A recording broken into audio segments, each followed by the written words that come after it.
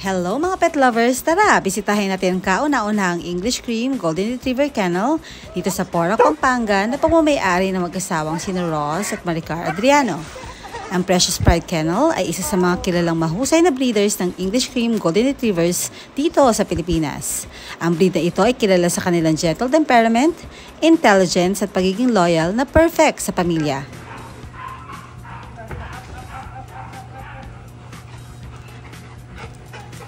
Kailan po nagsimula ang Precious Pride Kennel? Ang Precious Pride Kennel nag-umpisa noong February 19, 2019. Precious Pride Kennel. Tapos dito na kayo talaga nakalugar na? Hindi, ang ano namin dati, pwesto sa kabilang bahay. Dito lang namin nilipat yung kennel kasi nai-stress sila din. Kaya ayan, nakakatakbo-takbo. Dito mas ano sila, kahit magtataon yung mga yan, hindi sila may stress. Kaya na si Mami Snow. Mami! Tapos ano po, bakit English Cream Golden Retriever yung pinili yung breed? Na-search ko tong English Cream Golden Retriever sa Ukraine.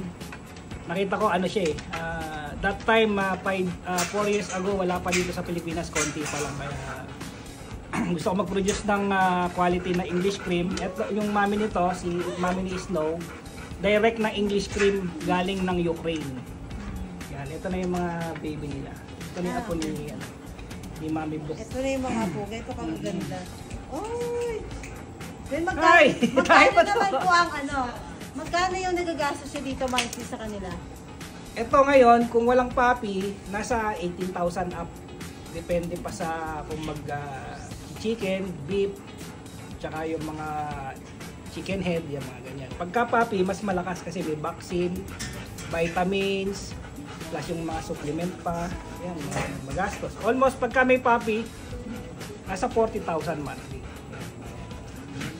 Kasi naka-aircon din yung mga yan. Hindi naman sa labas lang. Kasama na yung kuryente.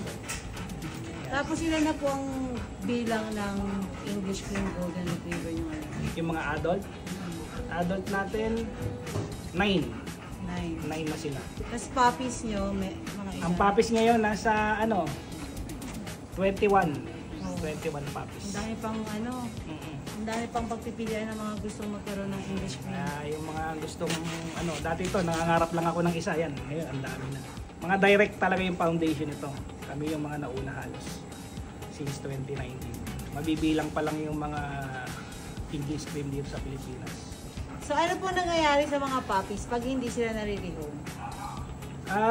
Sa ngayon, since 2021, wala pa namang na-stock sa amin. Tumatagal lang sila ng 8 months.